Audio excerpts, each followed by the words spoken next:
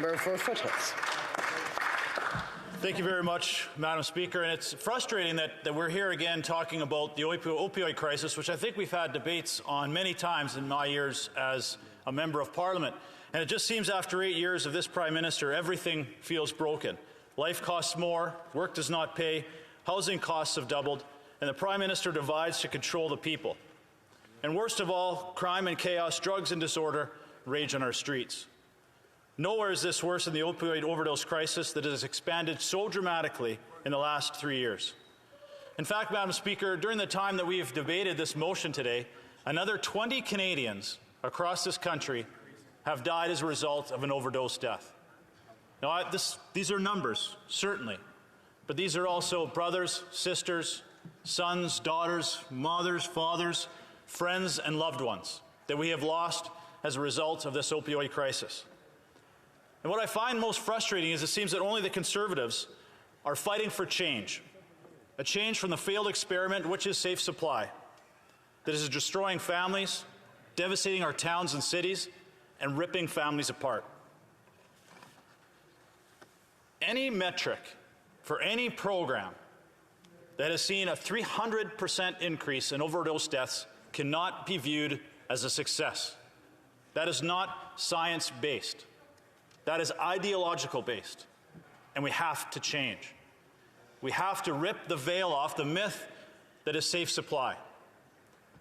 Our nation is struggling with this ongoing opioid crisis where more than 35,000 Canadians have died of overdose deaths since 2016. That is unacceptable. And following 8 years of this Liberal government, those numbers are only getting worse.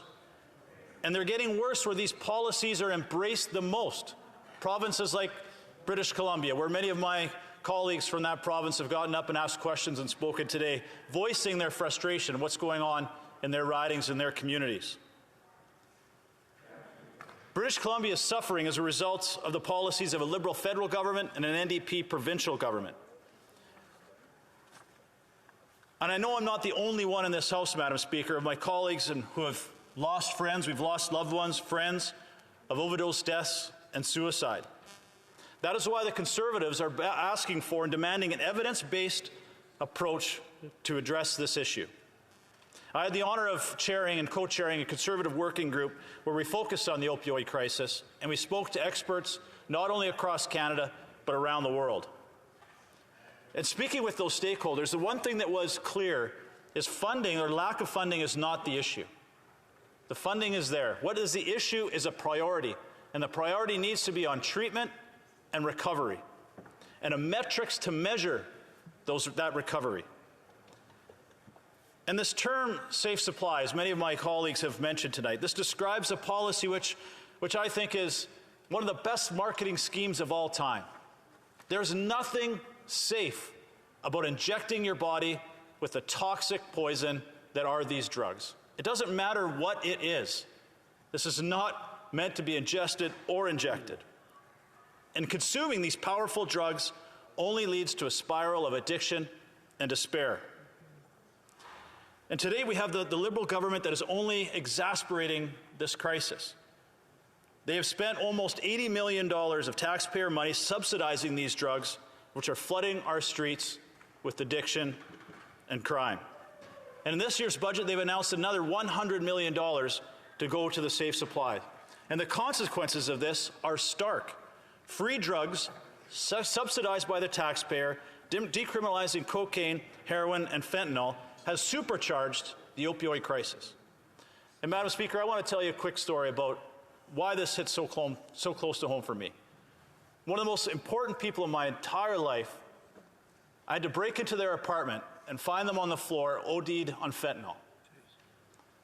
It's a picture I want no one in this House to ever have to see, what this drug had done to this person. But when I took them to the hospital, perhaps I was naive.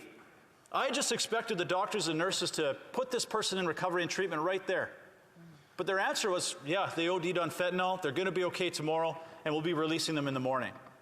Wow. You can put them on a waiting list for 6 weeks for a recovery program. A waiting list for a recovery program. Now, had there not been friends and family that made sure that this person was okay and she has recovered, I can't imagine if she went back on the street and back on fentanyl. The focus and the dollars need to be on recovery and treatment, not perpetuating the opioid crisis which we have seen. And I find it very frustrating when the Minister of Mental Health and Addictions keeps saying, well, we've saved 42,000 people from addiction or from overdose. No, you haven't. You have prolonged what is likely inevitable. If you keep them on the safe supply, they will overdose eventually, more than likely. They are now, and the article in the National Post by Adam Zito has to be an eye-opener, a shock to Canadians. So we're seeing what's actually going on in the ground. Canadian families have to stand up. We cannot be intimidated any longer. Our voice needs to be heard. This is the easy way out, and it is clearly not working. Canadian families need to say, enough is enough. We want our streets back. We want our loved ones back. And there is hope, Madam Speaker. We have provinces like Alberta, where they have studied this and they realized that safe supply was not the answer. They warned safe supply could cause the next wave of addiction crisis, and that has happened, and they are right. But between 2021 and 2022, because of the system that they have implemented, drug overdoses have declined in Alberta by 46%, because they invested in 10,000 detox treatment centres and are serving 29,000 Albertans every single year. Imagine the difference you could make if provinces followed that similar model. We're going to divert the funds from safe supply, which is not safe, and focus it on recovery and prevention. Madam Speaker, that is what Conservatives are asking and demanding this Liberal government to do, is to dismantle this failed experiment which they call safe supply. Addicts are diverting their safe supply. They're selling those drugs on our playgrounds and our schoolyards, getting the next generation addicted, using the proceeds of that revenue and buying fentanyl, cocaine, and heroin, which is being decriminalized, which I can't believe I'm saying, on the streets. Madam Speaker, there is hope. There is hope to end the hurt and get Canadians the treatment and the recovery they deserve, but we have to end this failed experiment, which is safe supply, because it is simply not working, and we have to change it now.